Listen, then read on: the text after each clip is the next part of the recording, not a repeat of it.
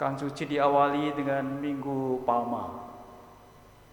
Saya mengajak kita semua untuk menghayati setiap perayaan dalam pekan suci mulai hari ini, yaitu Minggu Palma. Lalu nanti ada Kamis Putih, Jumat Agung, Sabtu Suci, dan Minggu Paskah. Kenapa kita perlu menghayati setiap perayaan dalam Minggu Palma?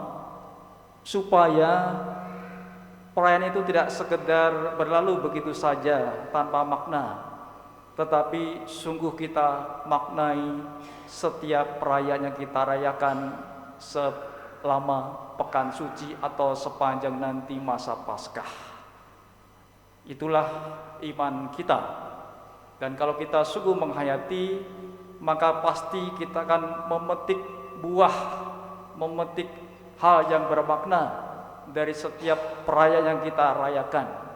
Setiap perayaan mulai Minggu Palma dan seterusnya itu adalah memiliki suatu simbol, bukan sekedar dramatisasi.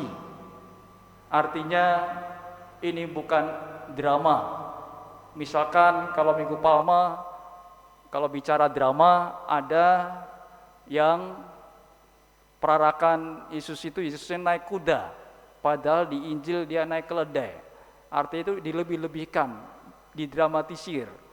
Bukan itu, tetapi ini makna yang penuh dengan simbol, punya arti. Kenapa dalam Injil tadi di awal sebelum perarakan itu Yesus naik keledai, keledai pasti punya arti. Kenapa ia menunggang keledai? Keledai melambangkan sebenarnya juga kerendahan hati. Kalau kuda itu melambangkan untuk perang. Yesus datang ke Yerusalem bukan untuk perang, tapi untuk membawa damai. Nah, itu makna kecil-kecil yang kalau kita sungguh tahu, itulah sebuah rahasia dari Gereja Katolik yang begitu kaya, yang dapat kita hayati. Juga Minggu Palma ini, dari awal suasana gereja sudah agak lain. Ya, ada banyak daun-daun palma di sini, pohon palma untuk dihias dalam gereja. Anda juga memegang daun-daun palma, setiap orang memegang. Dan tadi juga sudah diberkati daun palma ini. Dan nanti itu daun palma dibawa pulang, disimpan. Ya, disimpan baik-baik. Nanti dibawa lagi ke gereja 1 tahun lagi untuk dipakai saat Rabu Abu, untuk membuat abu yang dioleskan di dahi. Nah, itu kan makna simbol yang kaya dalam Gereja Katolik. Dan setiap kali tadi Anda memegang daun palma, kemudian melambai-lambaikan daun palma itu suasananya meriah dalam gereja. Warna hijau semuanya, lambai-lambai daun palma dengan bernyanyi begitu meriah diiringi kor. Itulah suasana kita mengenangkan waktu dulu Kristus masuk ke kota Yerusalem. Orang-orang mengelulukan dia, menghamparkan pakaian. Mereka mau percaya bahwa itulah Mesias yang datang. Itulah Al-Masih, itulah Kristus yang datang. Mereka percaya. Dan saya percaya kita ikut misa kali ini jauh lebih percaya dari mereka. Ya, karena kita sudah punya iman melalui baptisan kita. Kita percaya Yesus adalah Sang Mesias, Juru Selamat. Dan tadi kemudian kita diantar dengan kisah sengsara Tuhan. Di situ kita juga mau percaya Dia adalah Juru Selamat kita. Kendati dalam kisah tadi tampak sekali bahwasanya banyak orang yang kemudian mencela dia, menuduh dia, salibkan dia, sampai dia harus mati di kayu salib. Mana mereka yang percaya? Susah untuk dilihat dalam Injil tadi yang diambil dari Injil Markus yang singkat. Akan tetapi kita yang hadir di sini kita akan percaya, ini kan percaya bahwa Kristus wafat di kayu salib itu dialah yang menjadi Sang Juru Selamat, Putra Allah yang datang ke dunia. Nah, maka saudara-saudari, saya mengajak sekali lagi kita menghayati setiap hari, setiap perayaan yang kita rayakan nanti di pekan suci mulai hari ini, Minggu Palma, Kamis Putih, Jumat Agung, Sabtu Suci, Minggu Paskah.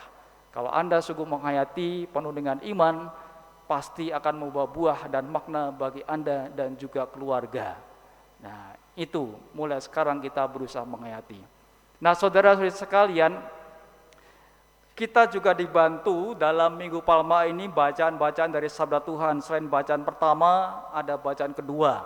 Nah, dan kita menurut saya berusaha menghayati pekan suci ini dengan tema dari KAJ, yaitu solidaritas dan subsidiaritas. Nah, bicara solidaritas, Sabda Tuhan menjadi dasar dari prinsip solidaritas ajaran Gereja Katolik. Mana yang menunjukkan prinsip solidaritas itu ada dasarnya dalam kitab suci.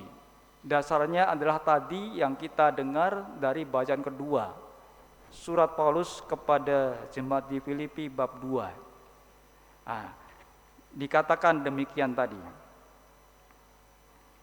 Walaupun dalam rupa Allah, ia tidak menganggap kesetaraan dengan Allah itu sebagai milik yang harus dipertahankan, melainkan ia telah mengosongkan dirinya sendiri dan mengambil rupa seorang hamba dan menjadi sama dengan manusia.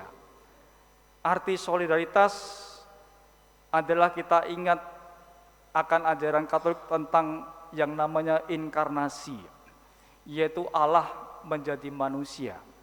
Allah menjadi manusia itu ada dalam diri Yesus Kristus. Itulah solidaritas. Dan kalau bicara solidaritas, itu kaitannya dengan komunitas. Maka solidaritas selalu berkaitan komunitas. Kita juga hidup dalam komunitas. Kalau bicara komunitas, ada komunitas keluarga, masyarakat, RT, RW, lingkungan pekerjaan, itu komunitas. Dan kita khusus tema tahun ini bicara solidaritas dan subsidiaritas. Dan bicara solidaritas, kita ingat ayat tadi, bahwasanya Allah mau menjadi manusia, Kristus mau menjadi manusia, dan dia merendahkan dirinya, mengosongkan dirinya, mengambil rupa seorang hamba menjadi sama dengan manusia. Yesus adalah Allah. Meskipun ia Allah, ia tidak mempertahankan statusnya sebagai Allah. Dengan kata lain, ia tidak memakai kemuliaannya dan kebesarannya untuk kepentingan sendiri. Dia pasti tidak mikirin dirinya sendiri. Kalau dia mikirin dirinya sendiri, dia tidak akan masuk ke Yerusalem. Dia pasti tidak akan menempuh jalan sengsara. Dia sebenarnya mampu saja dia lolos untuk tidak masuk Yerusalem supaya tidak disalib, tapi dia memilih masuk kota Yerusalem, memilih untuk sengsara, memilih untuk wafat dan bangkit karena dia tidak mikirin diri sendiri. Dia berpikir untuk orang banyak, untuk menyelamatkan manusia yang berdosa. Dan Yesus yang adalah Allah, ia berkuasa, ia mulia, ia berhak mempertahankan kuasanya. Namun ia tidak melakukan itu. Dia punya kuasa lepas dari sengsara, tapi dia tidak menggunakan kuasanya. Dia menerima dihukum, menerima disalib, menerima disiksa. Kalau dia mau, dia punya kuasa, dia mampu bebas dari segala penderitaan, tapi dia tidak gunakan. Sebaliknya, dikatakan dalam sabda tadi, ia telah mengosongkan dirinya dan mengambil rupa seorang hamba dan menjadi manusia. Allah mau menjadi manusia, mengosongkan dirinya, justru mau menjadi hamba. Itulah bentuk perendahan diri dari Yesus Kristus. Ia menanggalkan rupa ilahinya. Nah, saudara-saudari, anak-anak dikasih Tuhan, meskipun ia telah mengosongkan diri, namun ia tetaplah Allah. Dia menahan diri sehingga manusia tidak dapat mengetahui bahwa ia Allah. Maka orang-orang mencela dia, nggak percaya, masakan Allah menjadi manusia, masakan Allah harus menderita, masakan Allah lemah mati di kayu salib. Orang nggak mampu melihat itu. Nah, kemudian Yesus juga bukan hanya menyembunyikan atau menutupi kebesaran dan kemuliaannya sebagai Allah dengan merendahkan diri sebagai manusia, seperti ditafsirkan banyak orang, tapi lebih daripada itu, ia mengosongkan diri sehingga manusia tak dapat mengenalnya sebagai Allah. Maka orang-orang yang menyiksanya dan melihat Yesus tak berdaya disalib, melihat Yesus itu sebagai manusia yang lemah. Hanya satu tadi yang menyebut bahwa dia Allah. Di bagian akhir tadi ketika dibacakan kisah sengsara, sungguh dia itu adalah Allah. Nah, dia baru percaya, baru melihat bahwa Yesus itu adalah Allah di bagian akhir ketika Yesus wafat. Saudara-saudari terkasih, tahap selanjutnya dari pengosongan diri Yesus adalah seperti disebutkan dalam Filipi tadi. Dan dalam keadaannya sebagai manusia, ia telah merendahkan dirinya dan taat sampai mati, bahkan sampai mati di kayu salib. Ya. Ketaatan inilah yang menjadi bukti bahwa dia mau merendahkan diri. Kalau kita dalam hidup sehari-hari, hidup profan duniawi, bicara tentang karir, itu kan biasanya orang yang bekerja pasti ingin karirnya itu naik ya. Karirnya meningkat, pangkatnya meningkat. Tetapi Yesus lain. Dia justru turun. Tidak naik, tapi dia justru turun. Dia mau lahir sebagai manusia biasa, menjadi bayi dari seorang perempuan Santa Maria. Ia bekerja dan menderita seperti orang kebanyakan. Itu kan turun. Dari Allah yang dimuliakan, dia justru merendahkan diri, turun. Beda dengan karir yang harus berusaha naik, tapi Yesus justru turun, merendahkan diri. Pasti ada tujuannya itu semua, yaitu supaya manusia berdosa selamat. Ia merendahkan diri, ini adalah keputusan Yesus sendiri. Dia merendahkan diri dan taat sampai mati. Ia taat kepada Allah bukan hanya saat mau mati, tapi ia taat sepanjang hidupnya. Ia terus-menerus taat, bahkan ia taat saat menghadapi kematiannya. Kalau dia taat, dia tidak taat, dia pasti tidak akan mati di kayu salib. Tapi karena dia taat, dia jalani kesulitan, sengsaraan hidupnya. Kalau bicara ketaatan, kita pasti punya pengalaman sendiri-sendiri. Kalau punya pimpinan, taat kepada pimpinan, dilakukan, itulah salah satu bentuk ketaatan. Dan bentuk ketaatan Kristus adalah dia mau sampai mati menjalani hidupnya meskipun susah, meskipun harus menderita, tapi itulah bentuk ketaatan Yesus. Dan ketaatan Yesus kemudian berada dalam tingkatan berikutnya. Dia taat sampai mati di kayu salib. Kata-kata yang terucap saat terakhir hidupnya adalah, Allahku, Allahku, mengapa engkau meninggalkan aku? Lalu Yesus menyerahkan nyawanya. Saudara-saudari, anak-anak terkasih, ketaatan Yesus kepada kehendak Allah, pengosongan dirinya, keputusannya menjadi hamba telah menyelamatkan kita semua. Kita orang berdosa telah diselamatkan oleh Yesus. Yesus taat, maka kita selamat.